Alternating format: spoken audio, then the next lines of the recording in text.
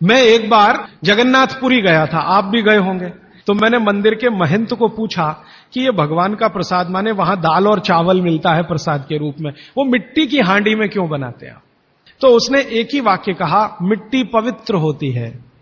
लेकिन वो जो नहीं कह पाया महंत, वो आपको मैं कहना चाहता हूं कि मिट्टी न सिर्फ पवित्र होती है, बल्कि मिट्टी सबसे ज्यादा वैज्ञानिक होती है। क्योंकि हमारा शरीर मिट्टी से बना है। हम जब मरते हैं ना और शरीर को जला देते हैं तो 20 ग्राम मिट्टी में बदल जाता है पूरा शरीर। और इस राख का मैंने विश्लेषण करवाया एक लेबोरेटरी में, तो उसमें कैल्शियम निकलता है, फास्फोरस निकलता है, आयरन निकलता है, जिंक निकलता है, सल्फर निकलता है, 18 माइक्रो न्यूट्रिएंट्स निकलते हैं मरे हुए आदमी की राख में। ये सब वही माइक्रो न्यूट्रिएंट्स हैं जो मिट्टी में है। तो वो महंत कहता है कि मिट्टी पवित्र है, इसलिए हम मिट्टी के बर्तन में ही दाल पकाते हैं, भगवान को पवित्र चीज ही देते हैं, अपवित्र चीज भगवान को नहीं दे सकते। वो बहुत वैज्ञानिक स्टेटमेंट है, बस इतना ही है कि वो उसको एक्सप्लेन नहीं कर सकता। अच्छा, मैं वो दाल ले आया और भुवनेश्वर लेके गया, पुरी से भुवनेश्वर। भुवनेश्वर में CSIR का एक लेबोरेटरी है, council of science and industrial research का लेबोरेटरी है, जिसको रीजनल रिसर्च लेबोरेटरी कहते हैं। तो वहां ले गया, कुछ वैज्ञानिकों से कहा ये दाल है, उन्होंने कहा हाँ ये पुरी की दाल है। मैंने कहा इसका विश्लेषण करना है, इस दाल में क्या है। तो उन्होंने कहा हमारे पास पूरे इंस्ट्रूमेंट नहीं है, हमारे पास जो जो चाहिए वो नहीं है, आप दिल्ली ले जाओ तो बेहतर है। तो मैंने कहा दिल्ली ले गया तो खराब तो नहीं होगी? उन्होंने कहा नहीं होगी, क्योंकि ये मिट्टी में बनी है। तो पहली बार मुझे समझ में आया मिट्टी में बनी है तो खराब नहीं होगी। तो मैं ले गया दिल्ली तक, सच में ले गया। और भुवनेश्वर से दिल्ली पहुंचने में आप जानते हैं करीब करीब 36 घंटे से ज्यादा लगता है। दिल्ली में दिया, कुछ वैज्ञानिकों ने उस पर काम किया और उनका जो रिजल्ट है, जो रिसर्च है, जो रिपोर्ट है, वो ये है कि इस दाल में एक भी माइक्रो न्यूट्रिएंट कम नहीं हुआ पकाने के बाद भी।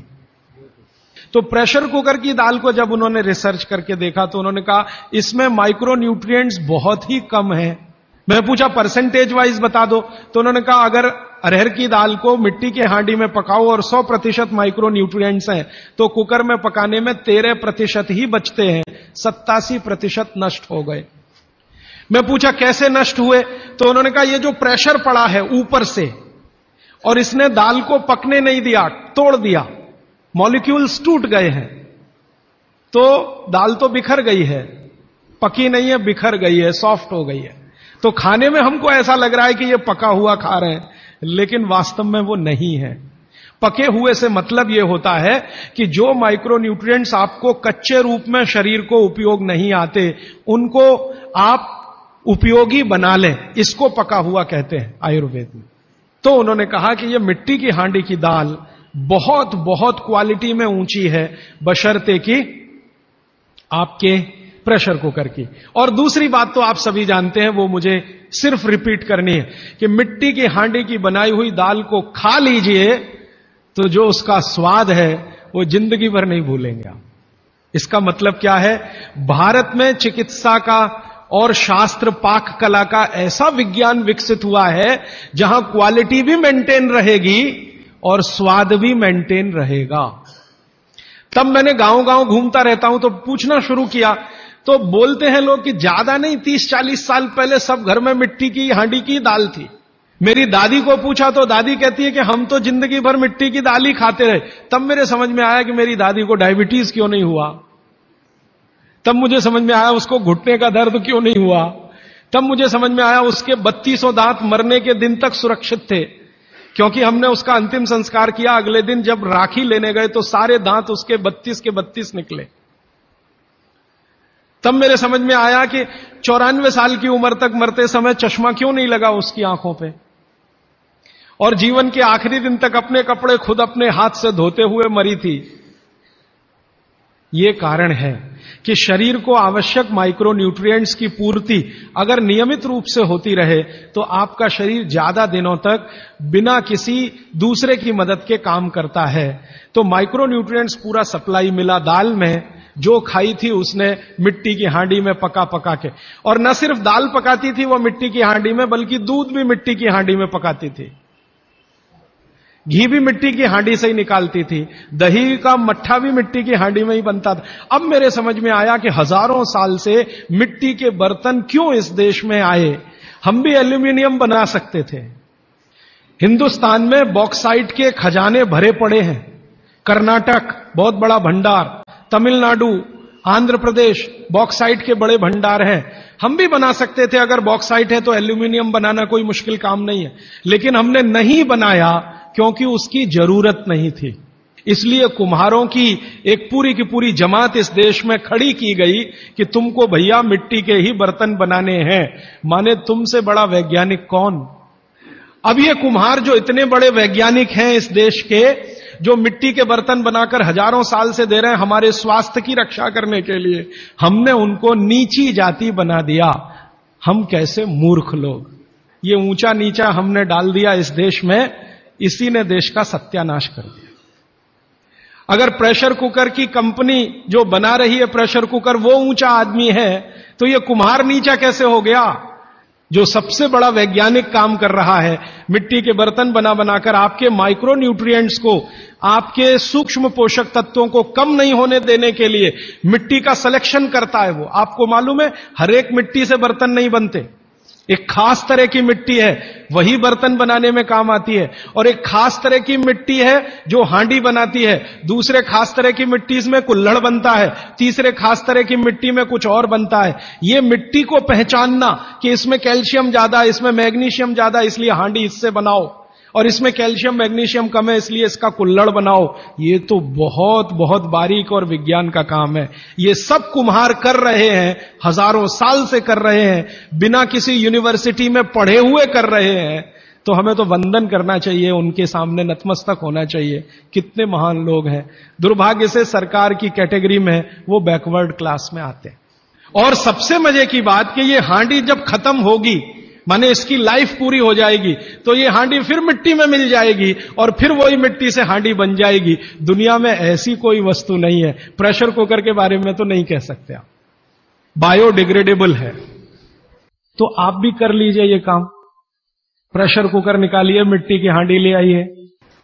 तो आप कहेंगे जी दाल देर में पकेगी, सिद्धांत ही वही है दाल का, तो जो देर में खेत में पकी है वो देर में घर में भी पकेगी। आप कहें जी मिट्टी की हांडी के बाद अगर कोई चीज है, तो हमारे यहां एक मेटल बनता है जिसको आप लोग कहते हैं एलॉय है, कांसा। तीसरा सबसे अच्छा माना जाता है पीतल। अब ये कांसे और पीतल में भी हमने काम कर लिया कि अरहर की दाल को कांसे के बर्तन में पकाएं तो उसके सिर्फ 3% माइक्रो न्यूट्रिएंट कम होते हैं, 97% मेंटेन रहते हैं। पीतल के भगोने में पकाएं तो 7% कम होते हैं, 93% बचे रहते हैं। लेकिन प्रेशर कुकर में बनाएं तो सिर्फ 7% बचते हैं, बाकी खत्म होते हैं। अब आप तय कर लीजिए, आपको लाइफ में क्वालिटी चाहिए तो आपको मिट्टी की हांडी की तरफ ही जाना पड़ेगा। माने भारत की तरफ वापस लौटना पड़ेगा, इंडिया से।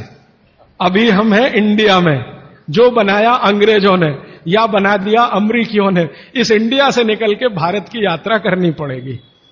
और मैंने पिछले 1-2 वर्षों में ये बातें गांव-गांव में कहना शुरू किया है, तो इसका परिणाम पता है क्या?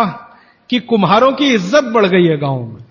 और मैं मानता हूं कि मेरे व्याख्यान की अगर कोई सार्थकता है तो वो ये कि कुम्हारों की इज्जत इतनी बढ़ जाए कि वो पंडितों के बराबर आ जाएं, क्योंकि वो किसी से नीचे नहीं है, क्योंकि वो किसी से छोटे नहीं है। और मजे की बात कि वो हांडी बना के आपको 20-25 रुपए में ही दे रहे हैं, प्रेशर कुकर तो 250-300 रुपए का है। मैं होम्योपैथी की भी चिकित्सा करता हूं, तो बहुत सारे पेशेंट मुझे फोन करते हैं, राजीव भाई ये। तो मैंने कुछ पेशेंट को खास कर कहा कि देखो भैया, आपको मैं कोई दवा नहीं दूंगा। तो कहने लगे फिर बीमारी कैसे ठीक होगी? मैंने कहा एक ही काम करो, मिट्टी की दाल खाना शुरू करो, मिट्टी की हांडी में रखी हुई दाल खाना शुरू करो। चावल खाना है तो मिट्टी की हांडी का। कहने लगे राजीव भाई कौन करेगा ये सब? मैंने कहा आपकी बीवी करेगी या आप करोगे? अगर जिंदगी चाहिए तो झक मार के आप करोगे, नहीं तो अमेरिका जाओ, कनाडा जाओ, जर्मनी जाओ, लाखों रुपए खर्च करो, फिर भी झक मार के वापस आओ। तो मेरे पास कुछ डायबिटीज के क्रोनिक पेशेंट हैं, बहुत क्रोनिक, जिनका शुगर यूनिट 480 के ऊपर है। ऐसे 100 से ज्यादा पेशेंट, वो 8 से 9 महीना हो गया नियमित रूप से मिट्टी की दाल और मिट्टी का चावल, माने हांडी की दाल और हांडी का चावल, हांडी की खिचड़ी नियमित रूप से खा रहे हैं। और अब तो उन्होंने मिट्टी का तवा भी ले आया अपने घर में रोटी बनाने के लिए। बाजरे की रोटी बहुत अच्छी बनती है इस मिट्टी के तवे पे, तो रोटी भी उसी की खा रहे हैं। 8 महीने के बाद सबका शुगर टेस्ट किया है तो 480 यूनिट वाला अभी 180 यूनिट पे है, बिना किसी मेडिसिन के, बिना किसी इंजेक्शन के, बिना किसी टॉनिक के। और होम्योपैथी की कोई दवा नहीं दी मैंने उनको। कुछ लोगों को ज्यादा परेशान थे, दवा भी दो दवा भी दो, उनको प्लेसिबो दे दिया। प्लेसिबो समझते हैं, खाली गोली, दवा नहीं डाली। तो पेशेंट को लग रहा है कि मैं दवा खा रहा हूं, दवा खा के अच्छा हो रहा हूं। मुझे मालूम है कि वो कोई दवा नहीं है, वो प्लेसिबो है, वो अच्छा हो रहा है उस मिट्टी की दाल खा के, मिट्टी का चावल खा के, मिट्टी की खिचड़ी खा के। रिजल्ट ये है। तब मैंने मान लिया कि बाघभट्ट सच में महान आदमी थे। ये एक सूत्र पूरा होता है, 8:30 का समय हो गया है। आगे कल दूसरा सूत्र, तीसरा, ऐसे कर करके जो सबसे जरूरी 15 है वो पहले बताऊंगा और उसके आगे बढ़ता जाए। आभार, धन्यवाद।